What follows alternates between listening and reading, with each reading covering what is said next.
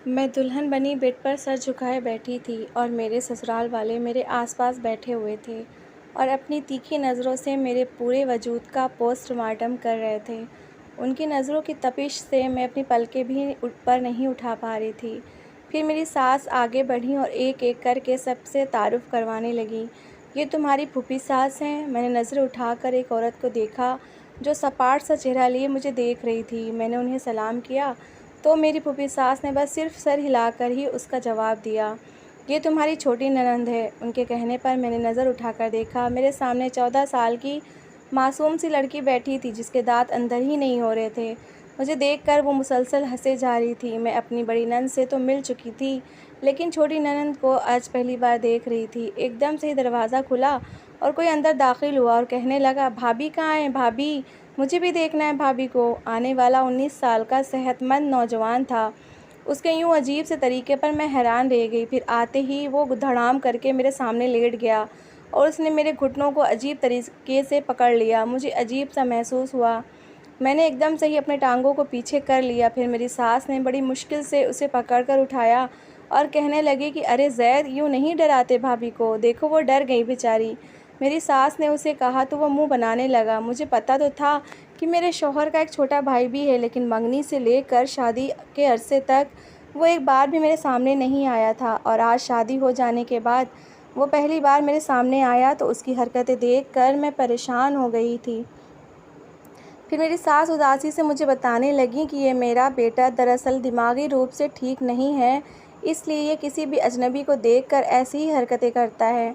मैंने उनकी बात पर सिर हिला दिया था। फिर काफ़ी देर तक वो सब लोग मुझसे हंसी मजाक करते रहे। जैद भी मेरी सास के पास दुबका बैठा था, लेकिन एक दो बार मैंने नज़रें उठाकर उसे देखा तो अचानक मेरी नज़रें उसकी आंखों से टकराईं, जो मुझे बड़ी तिरछी निगाहों से घूर रहा था। उसकी निगाहों से अजीब सी तेज़ी थी। फिर मेरी सास ने सबको कहा कि चलो अब उठ जाओ, तुम सब लोगों का क्या यहीं दुल्हन के पास सोने का इरादा है? उनकी इस बात पर सब हंस पड़े, जबकि मैं शर्मासी गई थी। फिर मेरी सास के गुस्सा करने पर धीरे धीरे करके सब चले गए।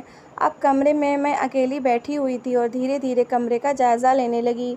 गुलाब और चमेली के फूलों में दिल फरेब खुशबू मेरी सांसों को महका रही थी। मेरी नज़र शीशे पर पड़ी। मैं आज बेइंतहा की खूबसूरत लग रही थी। दुल्हन के जोड़े में तो आम से आम लड़की भी खूबसूरत लगती है, लेकिन अल्लाह ने मुझे तो हुस्न जैसी दौलत से नवाजा हुआ था। तभी तो रमीज़ की अम्मी मुझे एक ही नज़र में पसंद कर गई थी। मुझे अच्छी तरह याद है, उस दिन मैं एक मिलाद में गई थी अपनी अम्मी के साथ। मेरी बड़ी बाजी के ससुराल में थी मिलाद मेरी बड़ी बाजी के ससुराल में थी। मैं वैसे तो ज़्यादा बाहर नहीं निकलती थी, लेकिन उस दिन अम्मी मुझे ज़िद करके अपने साथ ले गई थी। मैंने उस दिन गुलाबी रंग का सूट पहना हुआ था, जो अम्मी ने मुझे नया ही बनाकर दिया था। फिर जब मैं मिलाद में जाकर बैठी तो थोड़ी देर बाद मुझे महसूस हुआ जैसे मेरे आगे बैठी हुई एक अधेड़ उम्र की औरत मुझे बड़े गौर से देख रही है। फिर जैसे ही मिलाद ख़त्म हुई तो वो फ़ौरन ही मेरी मम्मी के पास आ गईं। ना जाने वो मेरी अम्मी से क्या बातें कर रही थी, मैंने ज़्यादा ध्यान नहीं दिया। फिर कुछ दिनों के बाद ही जब वो अपनी बड़ी बेटी और ननंद के साथ हमारे घर आईं तो मैं हैरान रह गई और उनके जाने के बाद अम्मी ने मुझे बताया कि वो मेरा रिश्ता अपने बेटे के लिए लेकर आई थी। वो औरत अच्छी खासी अमीर लग रही थी। फिर जब मेरी अम्मी अब्बू ने मालूमात की तो देखा उन्हें वो रिश्ता मेरे लिए हर लिहाज से मुनासिब लगा और यूँ मेरी चट मंगनी और पट ब्याह हो गया। जभी तो आज मैं दुल्हन बनी इस घर में बैठी हुई थी। मेरी सास तो मुझ पर यूँ सदकेवारी हो रही थी जैसे उन्हें मेरी शक्ल में कोई कीमती ख़जाना मिल गया हो। उनकी मोहब्बत देखकर मैं शर्मिंदा हुई जा रही थी। मैं फूलों से सजे उस कमरे में रमीज़ का इंतज़ार कर रही थी। तभी दरवाज़ा खोलकर मेरा शौहर अंदर आया। मैंने सिर्फ तस्वीर में उसे देखा था। अब मुझे उससे बेतहाशा शर्म महसूस हो रही थी, लेकिन फिर कमरे में आकर उसने मुझसे इतने प्यार भरे लहजे में बात की कि थोड़ी देर बाद मेरी शर्म जाती रही। वो मुझसे बड़े दोस्ताना अंदाज में बातें कर रहे थे। यूँ एक खूबसूरत अंदाज में हमारी खूबसूरत रात गुजर गई। मैं जल्द ही अपने ससुराल वालों से घुल मिल गई थी। यूँ तो सभी बहुत अच्छे और ख्याल रखने वाले थे, लेकिन मुझे अपने छोटे देवर की हरकतें बिल्कुल भी अच्छी नहीं लगती थीं। अजीब सी शख्सियत का मालिक था, हर वक्त घर में शोर मचाए रखता था। उसे देखकर कोई भी ये नहीं कह सकता था कि वह दिमागी मरीज़ है, क्योंकि लंबा चौड़ा वजूद ऊपर से सफ़ेद रंगत उसे एक खूबसूरत नौजवान बताती थी। ये बात हकीकत थी कि वो खूबसूरती में रमीज़ से भी ज़्यादा चार हाथ आगे था। कभी कभी मुझे उसकी नज़रों से अजीब सी वहशत होती थी। वो मुझे इतने गौर से देखता था कि उसकी नज़रें मुझे अपने आर पार महसूस होती थीं। क्योंकि मेरे ससुराल में सभी ख्याल रखने वाले और अच्छे थे, लेकिन इसलिए मैं किसी से ये नहीं कह सकती थी कि मुझे ये बात बुरी लगती है। वो किसी के सामने तो मुझसे बात नहीं करता था, लेकिन जब मैं अकेली होती थी तो एकदम से अचानक मेरे पीछे आकर खड़ा हो जाता। मैं जैसे ही पीछे पलटती तो मुझे हाउ करके डरा देता। उसकी ऐसी बचकाना हरकतें मुझे गुस्सा दिलाती थीं, क्योंकि मैं खामोश तबीयत की लड़की थी। जब मैंने अपने मायके वालों से रमीज़ के छोटे भाई जैद का जिक्र किया कि वो दिमागी तौर पर सही नहीं है, तो अम्मी को बहुत गुस्सा आया। वो कहने लगी कि हमें वो औरत इतनी अच्छी लग रही थी, हम नहीं जानते थे कि वो अपने एक पागल बेटे की बात हमसे छुपा गई हैं। ये बात मुझे हैरान कर गई थी कि अम्मी अब्बू से उन्होंने अपने बेटे का जिक्र तक नहीं किया था। फिर मैंने अम्मी का गुस्सा ठंडा करने के लिए कहने लगी कि अम्मी ऐसी कोई बात नहीं, हाँ वो पागल हैं, लेकिन फिर भी मेरी सास और बाकी ससुराल वाले मेरा बहुत ख्याल रखते हैं, इसीलिए मुझे ज़्यादा परेशानी नहीं होती है। अम्मी मेरी बात सुनकर मुतमईन हो गई थी, लेकिन मैं दिल ही दिल में सोच रही थी कि आखिर रमीज़ के घर वालों ने अपने छोटे बेटे के पागल होने की बात क्यों छुपाई थी। कुछ दिन अम्मी अब्बू के पास गुजारने के बाद मैं वापस आ गई थी। मुझे काम करने की भी कोई परेशानी नहीं थी, क्योंकि मेरी सास ने काम करने के लिए एक नौकरानी रखी हुई थी। वो 4 साल से यहाँ काम कर रही थी। वो मुझसे बड़ी तमीज़ से बात किया करती थी। अक्सर कहती थी कि बाजी आप कितनी खूबसूरत हैं, बेगम साहिबा ने तो अपने बेटे के लिए एक परी ढूंढी है। उसकी इस तारीफ़ पर मैं मुस्कुरा देती। फिर एक दिन बातों ही बातों में मैं काम करने वाली शब्बो से कहने लगी कि शब्बो, तुम्हें पता ही होगा इतना इस घर के बारे में जितना मैं नहीं जानती, जितना तुम जानती होगी, क्योंकि तुम इस घर की सालों से नौकरानी हो। मेरी सास ने रमीज़ के छोटे भाई का इलाज करवाने की कोशिश नहीं की? मैंने उससे दबे दबे लहजे में पूछ रही थी। शब्बो, जो मेरे कमरे की झाड़ू लगा रही थी, दबी दबी सांस लेकर कहने लगी कि बाजी, उस पागल का इलाज होता तो वो करवाती ना। वो तो शुरू से ही ऐसा ही है। बड़ी बेगम का कहना है कि वो पैदाइशी ही दिमागी मरीज़ पैदा हुए थे। उसकी बात सुनकर मैं सर हिलाकर रह गई थी। घर में रहने वाले एक एक इंसान का कहना था कि जैद दिमागी तौर पर ठीक नहीं है, लेकिन मुझे उसके ऊपर शक था। फिर एक दिन जब दोपहर में सब लोग अपने अपने कमरों में आराम कर रहे थे, अचानक ही मेरे कमरे का दरवाज़ा खोलकर कोई अंदर आया। मैं जो आराम से लेटी हुई थी एकदम से चौंक कर उठ बैठी। जैद दरवाजे पर खड़ा मुझसे कह रहा था कि भाभी चलो मेरे साथ बाहर खेलते हैं। उसके मुंह से ये बात सुनकर मुझे गुस्सा आया। मैं कहने लगी कि नहीं, मैं आराम कर रही हूँ, तुम जाओ यहाँ से। मेरे कहने के बावजूद भी वो बाहर न गया, बल्कि वो फिर मेरे बेड पर आकर लेट गया। मैं उसे अक्सर देखकर नागवारी का इजहार कर दिया करती थी। अब भी उसकी ये हरकत मुझ पर बहुत गुस्सा दिला गई थी। फिर मैं सोचने लगी कि अगर किसी ने इस वक्त इसे मेरे कमरे में देख लिया तो वो जाने मेरे बारे में क्या सोचेगा। यही सोचकर मैं उठकर लाउंज में आ गई। काफ़ी देर तक फिर मैं लाउंज में ही बैठी रही। जब मुझे यकीन हो गया कि जैद मेरे कमरे से बाहर आ गया, तभी मैं अपने कमरे में गई। रमीज़ के आने का टाइम होने वाला था, इसलिए मैंने सोचा कि अच्छे से तैयार हो जाती हूँ। यही सोचकर जब मैं अपने वॉशरूम में गई तो हैरान रह गई। वॉशरूम में सब चीज़ें यूँ बिखरी हुई थी जैसे किसी ने उन्हें हाथ मार मार कर गिराया हो। वॉशरूम में लगे शीशे पर लिपस्टिक से कोई अजीब व गरीब लाइन लिखी थी, जो मेरी बिल्कुल भी समझ में नहीं आई थी। अपने बाथरूम की हालत देखकर मुझे बहुत गुस्सा आया। यकीनन ये हालत जैद ने की होगी, क्योंकि उसे ही मैं कमरे में छोड़कर बाहर गई थी। अब किसी से कुछ कहने का फ़ायदा भी नहीं था, क्योंकि अगर मैं किसी को कुछ कहती कि जैद ने मेरे वॉशरूम में जाकर सब चीज़ें फैला दी हैं, तो सब मुझे यही कहते कि तुम्हें तो पता ही है कि वो पागल है, फिर भी तुम ये बात कर रही हो। मेरी बड़ी नंद जो शादीशुदा थी वो आ जाती तो जैद उसके साथ बच्चा बन जाता था और पूरे घर में गंध फैलाता रहता। लेकिन जब भी मैं तैयार होकर कमरे से निकलती थी तो वह तिरछी नज़रों से मुझे ऐसे देखता जैसे वो एक समझदार इंसान हो और सब समझता हो। जब मैं रमीज़ के साथ कहीं बाहर घूमने जाती तो वो मेरी तैयारी को ऊपर से नीचे तक देखता था। मुझे अब उसके वजूद से उलझन सी होने लगी थी। उसकी हरकतें मेरी समझ से बाहर थीं। अगर वो पागल होता तो उसके चेहरे पर पागलों जैसी मासूमियत भी होती, लेकिन वो सबके सामने तो पागल होने का नाटक करता, लेकिन जैसे ही सब इधर उधर हो जाते तो मुझे अकेला पाकर वो बिल्कुल नॉर्मल लगता। फिर एक दिन जब मैं दोपहर के खाने की तैयारी करके अपने कमरे में गई तो मुझे वॉशरूम में से पानी गिरने की आवाज़ें आने लगी। मैंने दरवाज़ा बजाया तो अंदर से लॉक था। कौन था जो मेरे कमरे का वॉशरूम इस्तेमाल कर रहा था? मैं अभी किचन से गर्मी में से आई थी। वॉशरूम में जाकर मुँह धोने का दिल चाह रहा था, लेकिन अपने वॉशरूम में किसी की मौजूदगी मुझे गुस्सा दिला रही थी। फिर जैसे ही वॉशरूम का दरवाज़ा खुला तो मैं हैरान रह गई, क्योंकि अंदर ज़ैद ही था, जिसने अपने होठों पर लिपस्टिक लगाई हुई थी। उसने मेरे पूरे मेकअप का सत्यानाश कर दिया था। मुझे हंसते हुए वो अपने आप को दिखा रहा था कि दिल तो चाह रहा था एक थप्पड़ खींचकर उसके मुंह पर लगा दूं। वो ऊट-पटांग हरकतें मेरे सामने किया करता था। आज मेरी बस हो चुकी थी। फिर मैंने गुस्से में आकर अपनी सास से शिकायत कर दी कि ज़ैद काफ़ी दिनों से मेरे वॉशरूम में ऐसी हरकतें कर रहा है। एक-एक घंटे तक वॉशरूम में बैठकर वो पूरे वॉशरूम में चीज़ें फैलाता रहता है। मेरी सास शर्मिंदा नज़र आ रही थी। फिर कहने लगी कि बेटी, क्या करूं, जब से तुम आई हो बार-बार कहता रहता है कि मुझे नई भाभी बहुत अच्छी लगती हैं, तभी तो तुम्हारे आस-पास घूमता रहता है। मैं अब अपनी सास को क्या बताती कि उसका मेरे आस-पास घूमना मुझे बिल्कुल भी पसंद नहीं। ये सब मैं सिर्फ रमीज़ की मोहब्बत में बर्दाश्त कर रही थी। उनसे भी शिकायत करने का कोई फ़ायदा नहीं था, क्योंकि सभी ज़ैद से दीवानों वाली मोहब्बत करते थे। मेरी सास तो उस पर यूँ सदके वारी जाती जैसे वो उनकी इकलौती औलाद हो। मेरी सास ने मुझे ही समझा बुझा कर चुप करवा दिया कि तुम ही बर्दाश्त करो, हम भी तो आखिर इतने सालों से उसे बर्दाश्त कर रहे हैं। लेकिन फिर एक दिन मेरी बर्दाश्त की हद ख़त्म हो गई, जब उसने मेरी अलमारी में से मेरे कीमती सूट निकाले और एक-एक करके सारे पहन कर बेड पर फेंकने लगा। मैं उस वक्त भी शब्बों के साथ मिलकर दोपहर के खाने की तैयारी कर रही थी। जैसे ही वापस आई तो मेरे कमरे की हालत ख़राब हुई पड़ी थी। सारे ही कपड़े अलमारी से निकाल कर बेड पर फेंके हुए थे। फिर थोड़ी देर बाद ज़ैद एक साड़ी में लिपटा वॉशरूम से बाहर आया। यह हरगिज़ उसका पागलपन नहीं हो सकता था, वजह कुछ और ही थी।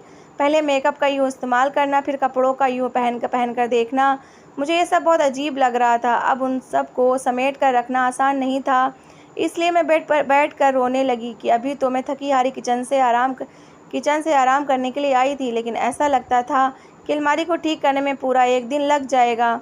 फिर थोड़ी देर के बाद सास ज़ैद को आवाज़ें लगाती हुई मेरे कमरे में आ गई। जब उन्होंने आकर मेरे कमरे और ज़ैद की हालत देखी तो अपना सिर पीटने लगी। फिर मुझसे कहने लगी कि बेटी, मैं तुमसे माफ़ी मांगती हूँ, तुम फिक्र ना करो, अभी शब्बों को भेजती हूँ, वो तुम्हारे कमरे में से ये सब चीज़ें समेट देगी। मेरी सास इतनी अच्छी और मेहरबान औरत थी कि मैं उनसे बदतमीज़ी भी नहीं कर सकती थी। दिल में तो आ रहा था कि खरी-खरी सुना दूँ, लेकिन फिर ये सोचने लगी कि अब मैं इस घर का हिस्सा हूँ, मुझे इन सब चीज़ों को समझने में वक्त लगेगा। मैं अपने कमरे को ताला भी नहीं लगा कर रख सकती थी, और जैसे ही मैं किचन में जाती, पीछे से ज़ैद कमरे में पहुँच जाता, कभी मेरे कपड़े पहन कर देखता, कभी मेरा मेकअप इस्तेमाल करता, और अब वो चूड़ियाँ भी पहनने लगा था। मेरे पास आता तो पागल बनकर नाटक करने लगता कि देखो तो सही भाभी, मैं कितना खूबसूरत लग रहा हूँ। पर मुझे वो लंबा चौड़ा नौजवान ऐसी हरकतें करता हुआ जहर लगता था। फिर जब मैंने ज़ैद की हरकतों का जिक्र अपनी छोटी ननद के सामने किया तो उसने मुझे एक अजीब सी बात कही। वो मुझसे कहने लगी कि भाभी, जब मैं छोटी थी तो ज़ैद को लेने 2 औरतें आई थीं। मैं नहीं जानती कि वो कौन थी, लेकिन मुझे अच्छी तरह याद है कि वो अम्मी से ज़िद करके कहती थीं कि अपने बेटे को हमें दे दो। मैं उसकी बात सुनकर हैरान रह गई। फिर कुरेद कर उससे पूछने लगी कि वो क्यों लेने आती थी, लेकिन वो अभी कम उम्र थी, इसलिए वो सही से मुझे न बता सकी। मेरे लिए सब बातें और ज़ैद की हरकतें एक राज बनता जा रहा था। मुझे उसकी खोज करनी ही थी। कुछ था जो सब लोग मुझसे छुपाना चाहते थे। मैं ये बात अच्छी तरह जानती थी कि ये सभी लोग मुझसे कोई बात छुपाने की कोशिश कर रहे हैं। या तो वो बात ज़ैद के बारे में थी या फिर इस घर के बारे में। दूसरी तरफ मैं ये सोचने पर भी मजबूर थी कि मेरी सास के बहुत से रिश्तेदार यहाँ पर रहते थे, लेकिन फिर भी मेरी सास ने अपने ख़ानदान में शादी करने के बजाय अपने बेटे का रिश्ता हम जैसे लोगों में किया था। ना ही उनके रिश्तेदार ज़्यादा उनके घर आते थे और ना ही वो कहीं जाया करती थीं। एक सिर्फ़ उनकी नंद ही थी जो हर अच्छे बुरे मौके पर घर में आ जाया करती थी। मेरी शादी को 3 महीने ही हुए थे, अचानक ही मेरी तबीयत ख़राब रहने लगी। जब मुझे उल्टियाँ होने लगी तो मेरी सास मुझसे कहने लगी कि कहीं कोई खुशखबरी ना हो, ऐसा करो तुम शाम को रमीज़ के साथ जाकर डॉक्टर से चेकअप करा के आ जाओ। मुझे भी उनकी बात पर शक हो रहा था। वैसे भी कई दिनों से मेरी तबीयत कुछ गिरी सी रहने लगी थी। फिर शाम को जब मैं रमीज़ के साथ डॉक्टर के पास गई तो मेरा शक सही साबित हुआ। डॉक्टर ने मुझे खुशखबरी सुना दी कि मैं माँ बनने वाली हूँ। ये खबर सुनकर तो जैसे ही मैं फूले नहीं समा रही थी, लेकिन मुझे बहुत मायूसी हुई जब मैंने यह खुशी रमीज़ के चेहरे पर ना देखी। मैं उन्हें भी अपनी तरह खुश देखना चाहती थी, लेकिन ना जाने क्यों वह कुछ बुझे से लग रहे थे। मुझे उनका मायूस चेहरा बहुत परेशानी में डाल रहा था। फिर घर जाकर जब ये खुशखबरी मैंने सारे घर वालों को सुनाई तो मुझे बहुत हैरत हुई, क्योंकि इस खुशखबरी को सुनकर कोई भी खुश नज़र नहीं आ रहा था, बल्कि अजीब सी फीकी रंगत सबके चेहरे पर आ गई थी। मेरी सास भी सिर ही झुका कर रह गई थी। मैं हैरान थी कि लोगों को सालों इंतज़ार करना पड़ता है, तब कहीं जाकर बच्चे की खुशखबरी मिलती है, और अब बिन मांगे खुदा मुझे ये औलाद का तोहफ़ा दे रहा था, तो ये सब लोग यूँ मायूस नज़र आ रहे हैं जैसे खुदा न ख्वास्ता डॉक्टर ने मुझे ये कहा हो कि मैं माँ नहीं बन सकती। मुझे उन सब पर इतना गुस्सा आया कि मैंने दूसरे ही दिन रमीज़ से कह दिया कि मैं अम्मी की तरफ जाना चाहती हूँ। फिर ऑफिस जाते हुए वो मुझे मेरी अम्मी के घर छोड़ गए।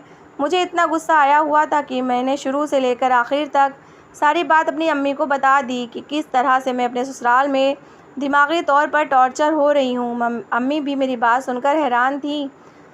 फिर कहने लगी कि तुम अपनी सास से ये सब पूछ के देखो कि आखिर बात क्या है, क्यों ये सब लोग तुमसे बातें छुपाने की कोशिश कर रहे हैं। अम्मी साथ साथ मुझे ये भी समझा रही थी कि मुझे किसी से कोई बदतमीज़ी या लड़ाई झगड़ा नहीं करना है, उन्हें उनके हाल पर छोड़ दो। मैं अम्मी की बात अच्छी तरह समझ गई थी, इसलिए चुपचाप जब रमीज़ मुझे शाम को लेने आए तो मैं उनके साथ अपने ससुराल वापस आ गई। मैं सबसे खुशी से बात कर रही थी, किसी पर भी ये ज़ाहिर नहीं होने दिया कि मुझे उनकी कोई बात बुरी लगी है। फिर एक दिन दोपहर के वक्त मैं अपनी सास के कमरे में बैठी थी तो उनसे कहने लगी कि अम्मी, क्या वजह है कि आप सब लोग मेरे माँ बनने की खबर से खुश नज़र नहीं आते। मैं उनसे दोस्ताना अंदाज में पूछ रही थी तो मेरी बात सुनकर वो रोने लगी। उनके रोने से मैं हैरान परेशान हो गई। फिर घबराते हुए उनसे कहने लगी, मम्मी, मेरा मकसद आपको परेशान करना नहीं था, आखिर आप लोग मुझे बताते क्यों नहीं कि बात क्या है। फिर वो मुझसे कहने लगी कि बेटी, दरअसल एक राज हम सब अपने सीने में दफन करके बैठे हुए हैं, जो सिर्फ हमारे घर वालों को पता है और किसी तीसरे बंदे को ये राज नहीं मालूम। मैं अपने शौहर के साथ बहुत हंसी खुशी ज़िंदगी गुजार रही थी। मेरे 2 बच्चे हो गए थे, तीसरा होने वाला था। खुशी खुशी हम दोनों अपने आने वाले तीसरे बच्चे की तैयारी कर रहे थे, लेकिन जिस दिन मेरा तीसरा बेटा पैदा हुआ वो दिन मेरे लिए किसी क़यामत से कम नहीं था।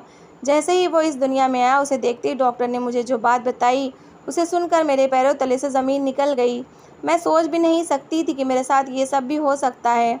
अपने बेटे को लेकर मैं और मेरा शौहर घर आ गए, लेकिन सारे रिश्तेदारों से मुँह छुपाते फिर रहे थे। अगर कोई भी रिश्तेदार मेरे बेटे को गोद में लेने की कोशिश करता तो मैं बहाने से उसे वापस ले लिया करती थी। अब मैं 24 घंटे अपने बेटे पर नज़र रखती। जैसे ही कोई मिलने आता मैं किसी को भी उसे ना देखने देती। इसकी वजह ये थी कि डॉक्टर ने मुझे बता दिया था कि मेरे यहाँ जिस बच्चे ने जन्म लिया है वो नॉर्मल नहीं है, ना वो लड़का है ना ही लड़की, बल्कि वो इंसानों की तीसरी नस्ल में से है। मैं काफ़ी दिनों तक रोती फिरती रही, डॉक्टरों के पास जाकर अपने बेटे का इलाज करवाती रही, लेकिन सब ने ही मुझे मायूस किया। हमारे ख़ानदान में हमारे बारे में बहुत लोग बातें बनाने वाले हैं। अगर किसी को ज़रा से भी भनक पड़ जाती कि मेरा बेटा एक लड़का नहीं बल्कि एक हिजड़ा है, तो पूरे ख़ानदान में हमारी इज़्ज़त ख़राब हो जाती। और दूसरी तरफ अगर किसी हिजड़े को ये बात पता चल जाती तो वो ज़रूर इस बच्चे को लेने आ जाता। जैसे जैसे वो बड़ा होता गया वैसे वैसे हमें महसूस होता गया कि उसका दिमाग भी कुछ नॉर्मल नहीं है। अब बाहर से वो पागलों की तरह नज़र आता है, लेकिन उसके अंदर कुछ खासियत बिल्कुल हिजड़ों वाली ही थी। और हैरत की बात ये थी कि वो मेरे सारे बच्चों में सबसे ज़्यादा खूबसूरत था। हमने अपने ख़ानदान वालों से किसी न किसी तरह ये बात छुपा ली कि मेरे यहाँ एक लड़के ने नहीं बल्कि हिजड़े ने जन्म लिया है। इसलिए मैंने सबसे पहले सबके सामने ये मशहूर कर दिया कि मेरा बेटा अब नॉर्मल है। मेरे ये कहने से एक फ़ायदा ये हुआ कि किसी के दूसरी तरफ ध्यान ही नहीं जाता था। सभी उसके पागलपन पर ध्यान रखते थे। मैंने अपनी बेटी की शादी तो जैसे तैसे कर दी थी, लेकिन अपनी इज़्ज़त बचाने के लिए मुझे अपने बड़े बेटे की शादी एक ऐसे घर में करनी थी जो हमें ज़्यादा जानता ना हो। अगर मैं अपने ख़ानदान में से किसी की बेटी को ब्याह कर लाती तो वह ज़रूर हमारे घर का ये राज जान जाती, और फिर जिस बात को मैं पिछले 19 सालों से छुपाती आ रही हूँ वो सबके सामने खुल जाती और हमारी इज़्ज़त का जनाजा निकल जाता। आज मैंने तुम्हें ये हकीकत बता दी है, लेकिन बेटी, तुम मुझसे वादा करो तुम ये बात किसी को नहीं बताओगी। अगर तुम इस घर की इज़्ज़त और मेरी परेशानी को समझती हो तो तुम्हें इस घर की बहू नहीं बल्कि बेटी बनकर दिखाना होगा। ज़ैद का ये राज सिर्फ मेरे सारे बच्चे और मेरी नंद को पता है, बाकी मेरे पूरे ख़ानदान को ये बात मालूम नहीं है कि ज़ैद और नॉर्मल होने के साथ साथ हिजड़ा भी है। वो अक्सर ही औरतों के रंग बिरंगे कपड़े देखकर उन्हें पहनने की ज़िद करता है और कभी कभी मेकअप लगाकर घर में घूमता रहता है। हम जितना भी उसे इन चीज़ों से मना करें कोई फ़ायदा नहीं, क्योंकि ये सब चीज़ें तो उसकी फितरत में बसी हुई हैं। बचपन में ये एक बार घर से निकलकर करीब वाली दुकान पर चीज़ लेने गया तो न जाने कैसे 2 हिजड़ों ने उसे देखा और उसके पीछे पीछे हमारे घर तक आ गए। वो मेरी मिन्नतें करने लगे कि अपने इस बेटे को हमारे हवाले कर दो, हम इसकी किस्मत बदल देंगे। लेकिन भला मैं अपने जिगर के टुकड़े को कैसे उनको सौंप देती। दुनिया की नज़रों में भले ही वो हिजड़ा और पागल है, लेकिन है तो मेरी ही औलाद। मेरे सारे बच्चे और मैं उसे जान से भी ज़्यादा चाहते हैं, और अगर एक मिनट के लिए भी वो हमारी नज़रों से दूर हो जाए तो शायद हम जी ना सकें। मेरी सास रोते रोते अपनी ये दास्तान सुना रही थी और मैं बिल्कुल साकित चेहरा लिए ये सब सुन रही थी। मैं जो आते ही ज़ैद की हरकतों से उससे नफ़रत करने लगी थी, अब मेरे दिल में उसके लिए नरम गोशा पैदा हो गया था। मैं सोचने लगी कि मैंने बिना कुछ जाने ही अपने दिमाग से सोच सोच कर ज़ैद के लिए अपने दिल में नफ़रत पैदा कर ली थी। और अगर वाकई में अम्मी अब्बू के बात पहले से पता होती तो शायद वो मेरी इस घर में शादी करने से मना कर देते। फिर मेरी सास मुझसे कहने लगी कि हमने तुम्हारे बच्चे की खुशखबरी सुनकर इसलिए खुशी का इजहार नहीं किया क्योंकि ज़ैद के बाद से हमें ये डर लगता है कि कहीं हमारी दूसरी नस्ल में कोई ऐसा बच्चा पैदा ना हो जाए। उनकी ये बात सुनकर मैं भी डर गई। फिर मैंने अपनी सास का हाथ अपने हाथों में लिया और उन्हें कहने लगी कि मम्मी आपको तो ज़ैद के पैदा होने पर खुश होना चाहिए कि अल्लाह ने आपको आजमाइश के लिए चुना है। दुनिया में कितने इंसान हैं, लेकिन अल्लाह आजमाइश के लिए सिर्फ कुछ इंसानों को ही चुनता है। तो आपको इस बात पर शर्मिंदा नहीं होना चाहिए कि आपके यहाँ एक ऐसे बच्चे ने जन्म लिया है जो न लड़के की नस्ल में आता है और ना ही लड़की की। ये सब काम अल्लाह के होते हैं और अल्लाह ही बेहतरीन इनके राज जानता है। मेरी सास ये बात सुनकर मेरे गले से लगकर रोने लगी। अब मैं उनकी परेशानी अच्छे से समझ गई थी। जब बाहर आई तो ज़ैद घोड़ा बना हुआ मेरी बड़ी नंद के बच्चों के साथ खेल रहा था। आज उसे देखकर मेरे अंदर नफ़रत का एहसास नहीं जागा था, क्योंकि मेरा नज़रिया बदल चुका था। मैं अपने दिल में उसके लिए नरम गोशा महसूस कर रही थी। बज़ाहिर वो अब नॉर्मल इंसान मोहब्बत करने के लायक था, ना कि नफ़रत करने के। फिर धीरे धीरे मैंने खुद ही उसे दोस्ती का हाथ बढ़ाया और जिस तरह वो बाकी लोगों से ज़िद और फरमाइश किया करता था, ऐसे उसने मुझसे भी अपना रिश्ता बना लिया था। फिर दिन इतनी तेज़ी से गुजरे कि पता ही ना चला और मेरे यहाँ एक खूबसूरत से बेटे ने जन्म लिया। डॉक्टर ने मुझे बता दिया था कि मेरा बेटा पूरी तौर पर एक सेहतमंद बच्चा है। सब लोगों के दिल का डर दूर हो चुका था। वो बच्चे को देखकर मुतमईन और खुश थे और मेरी खुशी की तो कोई इंतहा न रही। मैं आज अपने आप को हवाओं में उड़ता हुआ महसूस कर रही थी।